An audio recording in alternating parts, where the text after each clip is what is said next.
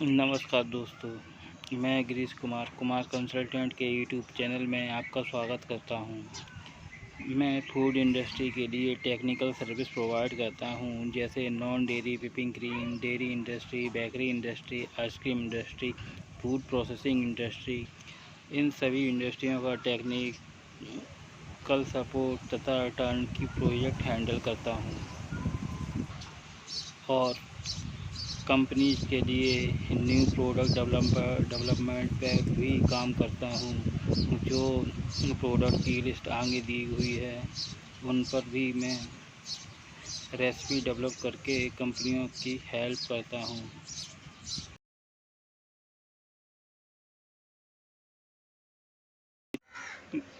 दोस्तों, आज हम आपको पंजाबी कुल्फ़ी बनाना बताएंगे। कुल्फ़ी का चलन भारतीय बाज़ार में दिन प्रतिदिन बढ़ता ही जा रहा है। कुल्फ़ी हर ओकेज़न पर खाई जाने वाली सबसे पसंदीदा डिश बनती जा रही है। चाहे सर्दी हो या गर्मी, शादी पार्टी हो या मैरिज फंक्शन या बर्थडे पार्टी, हर जगह कुल्फ़ी ने अपनी एक साख जमा रखी है। कुल्फ़ी का नाम सुनते ही लोगों के और बच्चों के मुंह में पानी आने लगता है और खाने के बाद सिर्फ एक ही शब्द ज़ुबान पर आता है, यम्मी, टेस्टी। कुल्फ़ी के इस चलन को देखते हुए बाज़ार में कुल्फ़ी की कई वैरायटी आ गई हैं, जैसे मावा कुल्फ़ी, इलायची कुल्फ़ी, महाराजा कुल्फ़ी, पान कुल्फ़ी, गुलकंद कुल्फ़ी, मैंगो कुल्फ़ी, केसर कुल्फ़ी, पिस्ता कुल्फ़ी, पंजाबी कुल्फ़ी, जिसमें से सबसे ज़्यादा चलने वाली पंजाबी कुल्फ़ी है। तो दोस्तों, आज हम आपको रियल पंजाबी कुल्फ़ी कैसे बनाते हैं तथा उसके साथ में कुल्फ़ी बनाने की 4 से 5 वैरायटी बताएंगे तथा इन सभी वैरायटियों में पंजाबी कुल्फ़ी सबसे ऊपर आती है। उसकी जगह पर कई तरह की कुल्फ़ी न लेना चाहिए, पर अभी तक पंजाबी कुल्फ़ी का किसी के साथ में कंपेयर बिल्कुल भी नहीं हो पाया है। तो आइए दोस्तों, शुरू करते हैं कुल्फ़ी बनाना। कुल्फ़ी बनाने की मैं यहाँ आपको 5 रेसिपी बताने जा रहा हूँ, जो हर रीजन, हर स्टेट के हिसाब से अलग अलग तरह से बनाई जाती है तथा वहाँ की लोकेलिटी के हिसाब से उसकी मिठास भी अलग अलग रहती है। किसी जगह पर कम मीठा खाना पसंद करते हैं तथा किसी जगह पर बहुत ज़्यादा मीठा खाना पसंद करते हैं। किसी जगह पर दानेदार कुल्फ़ी को पसंद करते हैं तथा किसी जगह पर दांतों से चिपकने वाली कुल्फ़ी को खाना ज़्यादा पसंद करते हैं। तो इन सभी को देखते हुए मैं सभी के लिए अलग अलग तरह की कुल्फ़ी बनाने की रेसिपी लेकर आया हूँ, जिन्हें पूरे भारत देश में बड़े चाव से खाया तथा पसंद किया जाता है। तो चलिए शुरू करते हैं रेसिपी नंबर 1, जिसे पूरे भारत में बहुत ज़्यादा संख्या में बनाया जाता है तथा मैं मानता हूँ इसके अलावा और कोई कुल्फ़ी बनाई नहीं जाती, पर जिस तरह ये कुल्फ़ी बनाई जाती है उसमें मेहनत ज़्यादा लगती है, फ्यूल कंजप्शन भी बहुत होता है तथा टाइम भी बहुत लगता है। इस रेसिपी में हम 100 किलो दूध कढ़ाई या खोया भट्टी में लेते हैं, जिसे हम खदक आने तक या बॉयल होने तक गर्म करते रहते हैं। जब दूध में उबाल आना शुरू हो जाता है तो उसमें 8.5 से 9 किलो चीनी तथा आधा किलो कुल्फ़ी मिक्स स्टेबलाइज़र डालते हैं। शुगर और कुल्फ़ी मिक्स स्टेबलाइज़र को अच्छी तरह से मिक्स कर लेना चाहिए, नहीं तो डालते समय उसमें दाने बन जाते हैं, जो बाद में बहुत देरी से घुलते हैं। और शुगर और स्टेबलाइज़र डालने के बाद इसको खदकाते रहते हैं या बॉईल करते रहते हैं, जिससे इसका पानी एवापोरेट तथा दूध का कंडेंस होना शुरू हो जाता है। तथा यदि आप कढ़ाई में इस दूध को उबाल रहे हैं तो आपको कंटिन्यूअसली एक खुरचन की सहायता से चलाते रहना चाहिए, या फिर आप खोया भट्टी में इसे उबाल रहे हैं तो इसको चलाने की ज़रूरत नहीं है, क्योंकि खोया भट्टी तो ऑटोमेटिकली रहती है जो कंटिन्यूअसली रोटेट होती रहती है। अब हम इसको 100 किलो दूध को जब तक उबालना है तब तक वो 50 किलो ना रह जाए।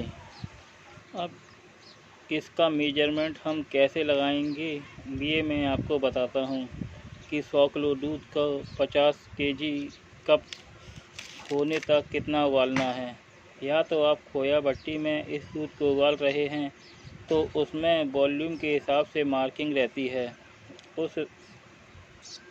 उसके आधार पर आप पता लगा सकते हैं कि दूध कितना बचा हुआ है। तथा दूसरी प्रोसेस थोड़ी कठिन होती है, पर वो सबसे सही प्रोसेस रहती है। एक खाली बीकर या बाउल या कटोरी लेते हैं, जिसमें हम पहले जो दूध लिया है उसका वजन कर लेते हैं कि एक कटोरी में ऊपर तक कितना दूध आता है। अब जब हमको पता चलता है कि ये दूध को बॉयल होकर 50% रह गया है तो उसको भरकर भी उसका वजन कर सकते हैं। और जब कटोरी का वजन दुगना हो जाता है तो समझ लेना चाहिए हमको कि दूध बॉयल होकर 50% रह गया है। ये थोड़ी टिपिकल प्रोसेस है, पर ये ज़्यादातर लैब में यही यूज की जाती है। जब बॉयल होकर दूध 50% रह जाता है तो हम इसको ठंडा कर लेते हैं। जब इसका टेम्परेचर 40 से 45 डिग्री आ जाता है तो इसमें हमको जो फ्लेवर डालना है, इलायची या जिस फ्लेवर की कुल्फ़ी बनाना है वो फ्लेवर डालकर हम कुल्फ़ी बना सकते हैं। इस रेसिपी को बनाने में टाइम बहुत लगता है। चलिए हम अब दूसरी रेसिपी बताने जा रहे हैं, जो बहुत ही जल्दी टाइम में बन जाती है। इस रेसिपी में हम 45 किलो दूध लेते हैं तथा 5 किलो मावा या खोआ लेते हैं तथा 9 केजी शक्कर लेते हैं तथा 1 केजी कुल्फ़ी मिक्स स्टेबलाइज़र लेते हैं। ये kulfi mix stabiliser specially kulfi के लिए ही बनाया गया है। इसकी मेन प्रॉपर्टी रहती है कुल्फ़ी को स्ट्रेंथ देना, मेल्टिंग को कम करना तथा वाटर सेपरेशन को रोकना, तथा ये माउथ फील तथा क्रीमीनेस भी देता है, जो एक कुल्फ़ी के मापदंडों के हिसाब से ही बनाया गया है। तथा ये ज़्यादा महंगा भी नहीं है और कंपनियों के कुल्फ़ी स्टेबलाइज़र की अपेक्षा ये बहुत सस्ता पड़ता है। तो चलिए शुरू करते हैं।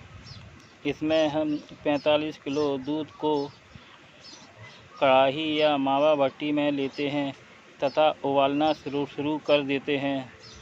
जब दूध उबाल आने लगता है तो इसमें 9 किलो शुगर तथा 1 किलो कुल्फ़ी मिक्स स्टेबलाइज़र डाल देते हैं तथा उसको घुलने का इंतज़ार करते हैं। कुल्फ़ी मिक्स स्टेबलाइज़र तथा शुगर को आपस में मिलाकर ही डालना चाहिए, जिससे ढेले नहीं बनते हैं।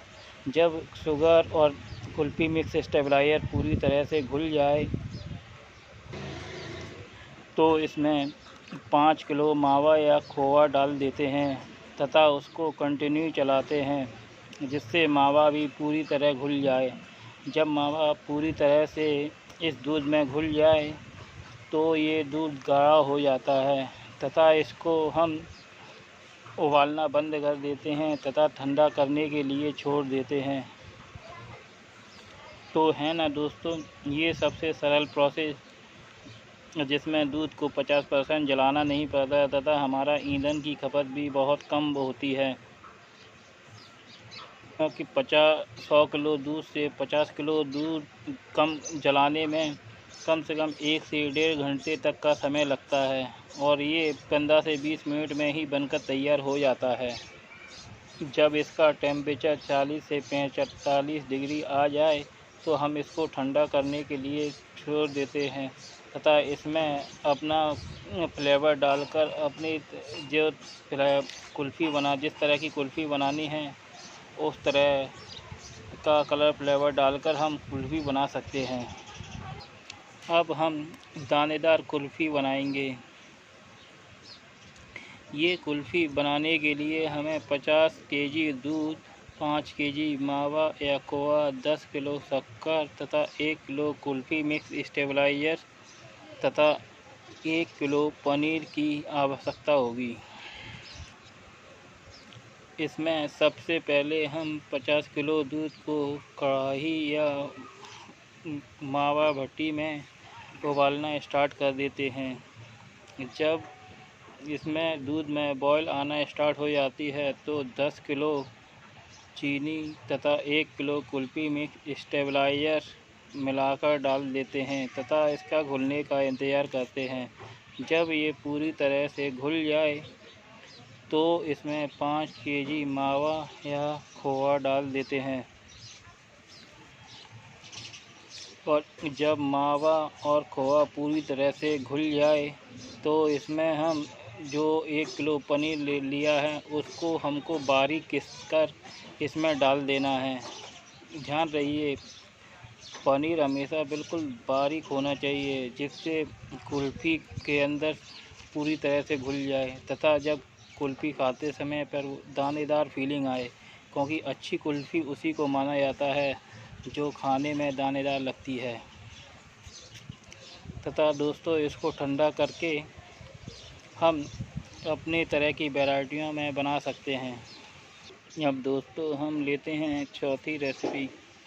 इसमें 50 किलो दूध, 5 किलो मावा या खोआ, 10 kilo sugar, 1 kilo kulfi mix stabiliser तथा इसमें ब्रिटानिया 2 से 3 ब्रेड ब्रिटानिया की लेते हैं, जिनकी हम साइड का ब्राउन लेयर हटा देते हैं तथा इनको बारीक मिक्सर में डालकर पीस लेते हैं और ये ब्रेड इतनी बारीक हो जानी चाहिए कि इनका चूरा बन जाए।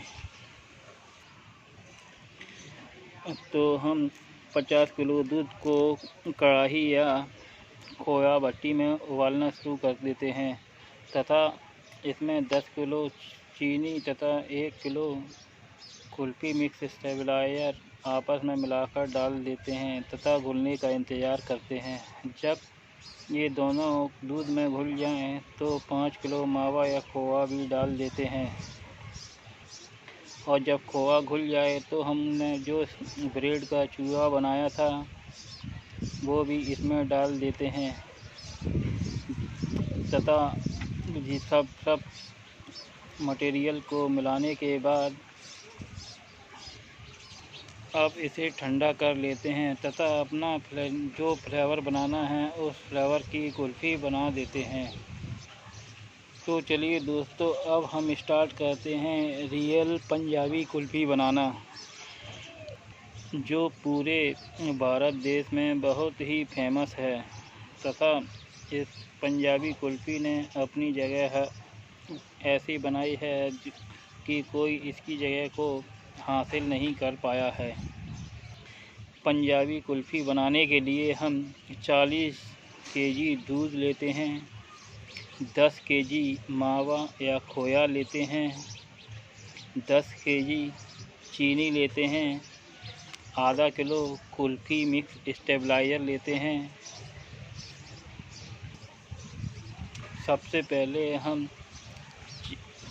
दूध को कढ़ाई या खोया भट्टी में उबालना शुरू कर देते हैं। जब दूध में उबाल आ जाता है तो इसमें चीनी के साथ में आधा किलो कुल्फ़ी मिक्स स्टेबलाइज़र डाल देते हैं तथा जब चीनी और कुल्फ़ी मिक्स स्टेबलाइज़र घुल जाए तो इसे में 10 किलो मावा थोड़ा थोड़ा करके डाल देते हैं तथा इसको पूरी तरह से मावा को घोल देते हैं। जब मावा कुल्फ़ी और दूध में पूरी तरह से घुल जाए तो हम इसको हीटिंग बंद कर देते हैं तथा इसको ठंडा करते हैं तथा इसमें फ्लेवर के काजू, पिस्ता या ड्राई फ्रूट जो भी डालना है वो डालकर हम कुल्फ़ी बनाना स्टार्ट कर देते हैं।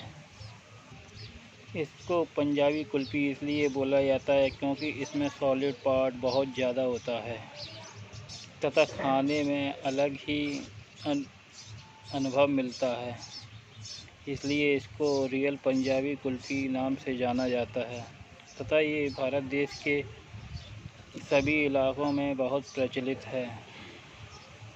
तो दोस्तों, यदि आपको इन सभी कुल्फ़ी बनाने में कोई समस्या आती है तो मुझे पर्सनली कांटेक्ट कर सकते हैं तथा जो लोग मेरे इस चैनल पर नए हैं वो इस चैनल को कृपया सब्सक्राइब करके घंटी वाला बेल आइकन ज़रूर दबाइए तथा एक लाइक ज़रूर कीजिए।